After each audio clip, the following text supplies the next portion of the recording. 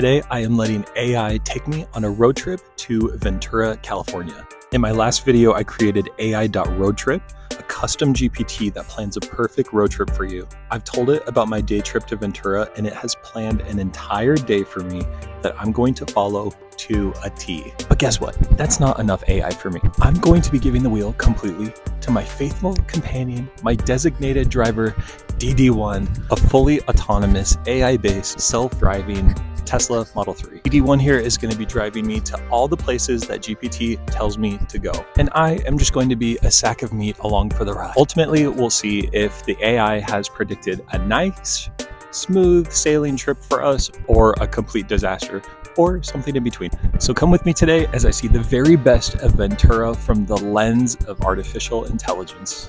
All right, let's go. Okay, it is bright and early, and we are ready for our Ventura adventure. First stop is breakfast. Let's go. So Tesla has an infamous full self-driving feature that allows the vehicle to drive itself anywhere. It steers, changes lanes, gets on and off the freeway by itself, and it knows the speed limit and will follow the speed limit. Now, the vehicle expects you to keep your hands on the wheels at all times. If it doesn't feel the weight of your hands, then it will give you a warning and ask you to put your hands back on the wheel. And it has this camera behind the rear view mirror that is watching you when full self-driving is on, and if it detects that your eyes are not on the road, it will disengage full self-driving. So if you fall asleep or if you're on your phone, it will give you a warning, and if you get too many warnings, then full self-driving will be completely deactivated for you, and you will be banned from full self-driving. I don't know for how long. And spoiler alert, this almost happens to me on the road trip. Our way up to Ventura, my camera rig kept triggering the telemetry safety feature to the point where I got the red warning of doom, and my FSD was disengaged. I had to pull over and restart my navigation to get it working again. Plus, I had to move my camera over to the passenger side for the entire rest of the trip, so I wasn't worried about this happening again. So after a few hiccups, DD1 successfully got us to Ventura, California.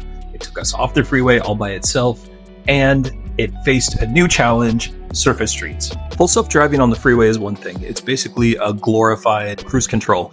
But on surface streets, it's so much more nerve-wracking. There's so much more that could go wrong. And there's so many times where you just want to take the wheel and not put your faith in the artificial intelligence. But nonetheless, I did. And it safely got us to our first destination. Now, the AI was thoughtful enough to consider our biological needs as humans and has recommended that we start the day with breakfast at Cafe Nouveau in Ventura, known for its California-style dishes in a charming setting. Will it be charming? What is a California-style dish? Let's find out together.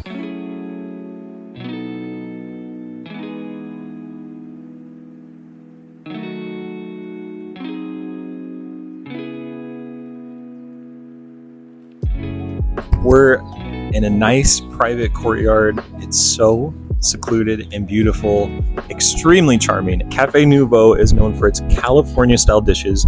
I'm guessing it's Mexican fusion, but the name Nouveau, I'm thinking French. Mexican-French fusion? Think I'm good? Oui, oui. Sure. I think you're wrong. I think there's no French. Si, oui, si. I saw French toast. That's French. Plus, they're dog-friendly. What? So I wasn't that far off. It basically was all-American diner food with some Mexican influence. I got refried beans and eggs. Looks like dookie, but it tastes really good. Not that much French influence other than what you would normally see at an American diner. We had a great time. So did Jax. All right, AI.roadtrip wants us to spend the rest of the morning at the Ventura Pier, quote, enjoying a relaxing walk and taking in the ocean views. That sounds like a great idea to me. I love to take a walk after I eat, so let's go. So DD1 took us from Cafe Nouveau straight to the pier, and this was the quintessential California coastal experience that I was looking for on this road trip. It was a beautiful day, a little overcast, but California coast had just experienced massive tidal surges the 2 days before we got here, and you could see the after effects here in Ventura. There was debris everywhere, all over the beaches, and the pier was essentially closed for construction. Parts of it were open, and so I was able to walk on maybe a fourth of the pier. And while doing so, I was able to interview a local. I've made a new friend. What do you think? Are birds real? No comment. Suspicious. GPT did not see that surge coming, apparently. But we can go on part of the pier, and we can still walk down the entire stretch of beach. So that is the objective today. This is definitely a nice and relaxing place to take a walk after a meal. I would say that GPT nailed it again. Thank you.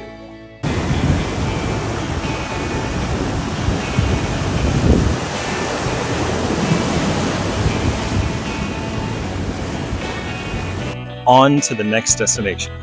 So next on the itinerary was the botanical garden. The drive was pretty eventful, except for this truck that tried to kill us. GPT even went up this kind of blind turn at the top of the hill and successfully got us to the Ventura Botanical Gardens. Jax was pretty tired at this point, but luckily DD1 has dog mode, so he was able to sleep off this leg of the trip. You know, a botanical garden might not be the first place you think of to go to when you're visiting a new city or town, but I think it's perfect because it just shows you what this coastal California landscape is really like. I think this is an amazing recommendation. And when we got back to the car, Jax was still enjoying a climate-controlled nap. So next up is the quintessential Ventura lunch spot. Lure Fish House. I'm not the biggest fan of fish, but it makes sense in this city with a maritime history. So let's check it out and see if they can convert me to liking seafood. I doubt it. So Lure was a great choice. It's right in the downtown area, and they make these amazing hand-juiced cocktails. This is a berry one. They had a watermelon one. It was very, very good. I definitely recommend this.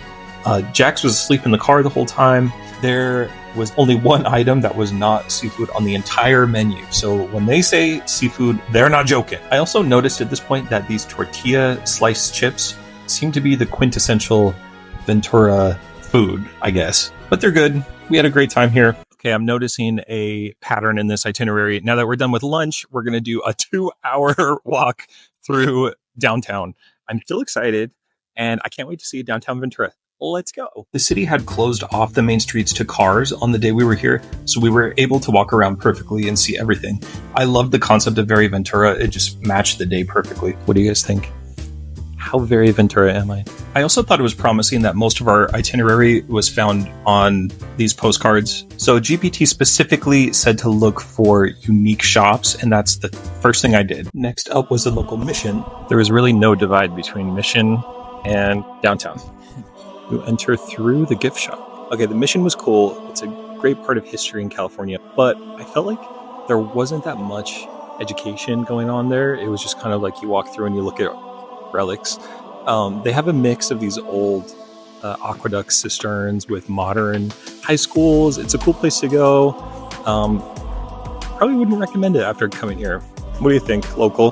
The local would come back. That's fair. So I asked GPT to give us a unique lodging recommendation, and it did not disappoint. Let me show you. Hello, MTV, and welcome to my crib. Let's take a look. This is a touch of gray, a vintage trailer that I'm staying in at Waypoint Ventura. Now, I could do a whole video on Waypoint. It was really cool, but we have one more destination we need to go to. Rumfish y Vino for dinner. The drinks here were great. The quintessential Ventura tortilla showed up. There was no guac, unfortunately. But overall, the dinner was good, and I would recommend it. Okay, I am checking in with you from my bed in the vintage trailer at Waypoint Ventura. I'm excited to go to bed. I will see you tomorrow. Goodbye. This vintage trailer was surprisingly comfortable. It was warm all night. The beds were nice. It's quite a lot of room, actually. The biggest problem was the tiny bathroom. So that concludes our AI road trip. We are checking out and heading back to Los Angeles. I had a great time in Ventura. I feel like GPT really showed me the best there is of this city. What do you guys think? Would you let GPT plan a road trip for you? Would you let a autonomous vehicle drive you around all day? Would you like to see more AI road trips? And if so, which city would you like to see next? Let me know in the comments, and until next time, I will see you later. Bye.